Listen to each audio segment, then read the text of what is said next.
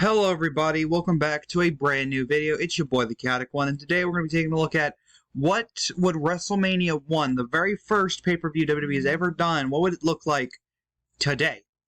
I might do the Wrestling Classic after this. I probably will. Might create a whole new, branching path of timelines after with this. You never know. Let's take a look. So there were 9 matches at WrestleMania 1 to begin with. It went from Tito Santana versus the Executioner all the way to Hulk Hogan and Mr. T versus Paul Orndorff and Roddy Piper.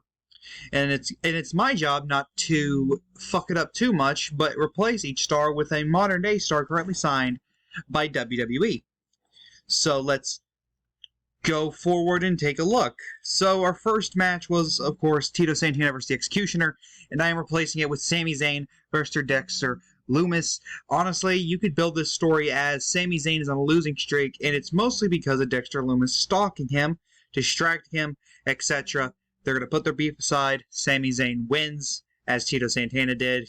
Santana was considered the underdog, but now Zayn could be considered the underdog against Escanor, the Lion's Head of Pride. Our second match was King Kong Bundy versus Special Delivery Jones. And instead, I'm just going to do Bronson Reed versus R-Truth to replace Reed, to replace Bundy, and Truth to replace Jones. That was the famous 9-second match that wasn't actually 9 seconds. The story here could be that Bronson Reed just chose R-Truth to pick on, and R-Truth is getting tired of it. But it's R-Truth, so he thinks they're friends, which is hilarious, by the way. Bronson Reed wins in 9 seconds. The third match was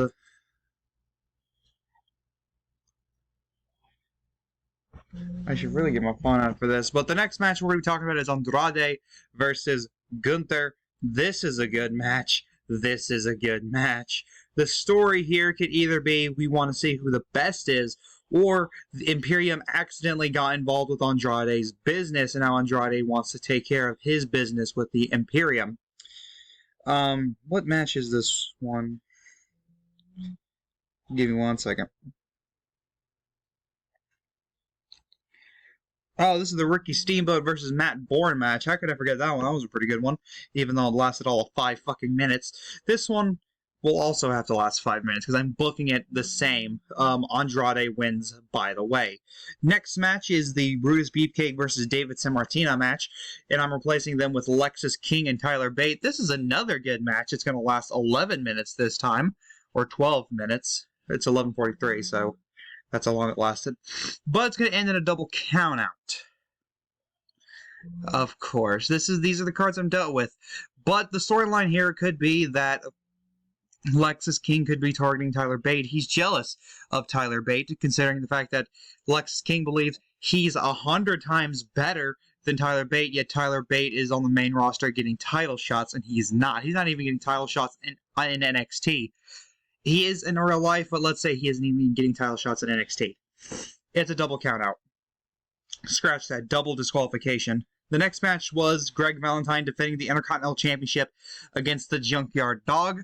And instead, I've chosen Intercontinental Champion Kevin Owens, who beat Gunther sometime before here. Who knows? Maybe Andrade costed Gunther his Intercontinental Championship. And Owens is facing off against Bronson Steiner, not Braun Breaker. That's a dumb name.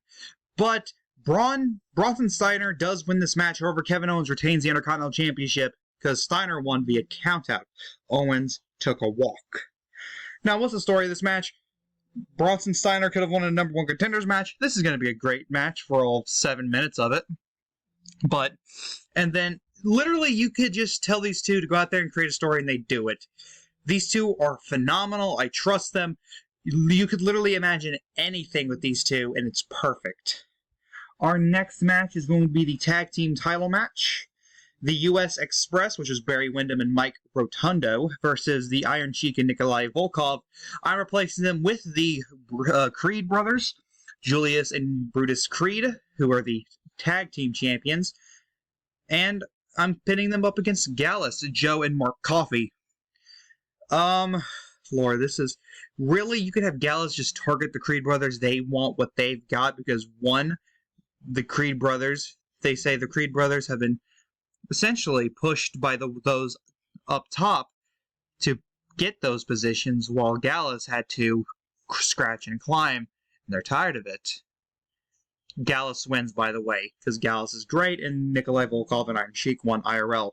Great 7-minute match there. This should be a great match. It's fucking the Creed brothers and Gallus. It should be good. Our next match is the Body Slam Challenge. Andre the Giant versus Big John Studd. Instead, it's Omos versus Odyssey Jones. Really, just book it the same way they booked Andre versus John Studd. You can't body slam me. You can't body slam me. Let's have a body slam challenge. You're gonna lose. You know what? I'm gonna put $15,000 on the line. Also, Omos's career is on the line because Andre's was. Omos wins this match and throws the money around. Omos would be a great babyface, I feel like. Mostly because Giants are always fun babyfaces. They always are. I think Andre and actually Big Show in his early days was a really great heel. Our next match was the Women's Championship match. Leilani Kai defending against Wendy Richter. Instead, I'm having Charlotte Flair defend the Women's Championship against Becky Lynch. This is always a great match. And really, here's an interesting one. You can tell Charlotte that you can have Charlotte tell Becky, you've become exactly what you've been fighting against. You've become part of the machine that you say I'm a part of. You can't, once you're a part of the machine, you can't leave, Beck. Becky Lynch wins, by the way. A great 7-minute match. Man, WrestleMania 1 was a short show. And finally, the main event. You see this and it's like, Parker, what the fuck? It was Hulk Hogan and Mr. T versus Paul Orndorff and Roddy Piper. Instead, I'm doing the Bloodline, Roman Reigns, and The Rock versus CM Punk and Apollo Crews. Why? Because Apollo Crews is great. And really, you could book the storyline as it's originally supposed to be Roman Reigns versus Apollo Crews. And then The Rock says... And then we can just do the cuckening of Apollo Crews, like the cuckening of Cody Rhodes, The Rock. It turns into Roman versus The Rock. And then we have CM Punk drop a pipe bomb and said, the fact that Dwayne is in the main event and I'm not makes me sick. And the fact that you let him take your main event spot is even fucking worse.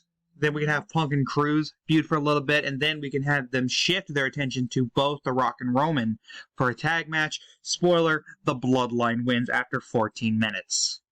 So, what did y'all think? I think this is a wild fucking card. There are a lot of good matches here. I think the Bloodline tag match could be good. Charlotte versus Becky's good. The Creed brothers versus Gallus is good. Owens versus Steiner's great. King versus Bates, amazing. Andrade versus Gunther is good. And if you want, Zayn versus Loomis could also be good, because it's Escanor. It's gonna be good. But... thank you guys so much for watching. I hope you enjoyed this video. Don't forget to like, comment, and subscribe. This is the Caddick One saying peace.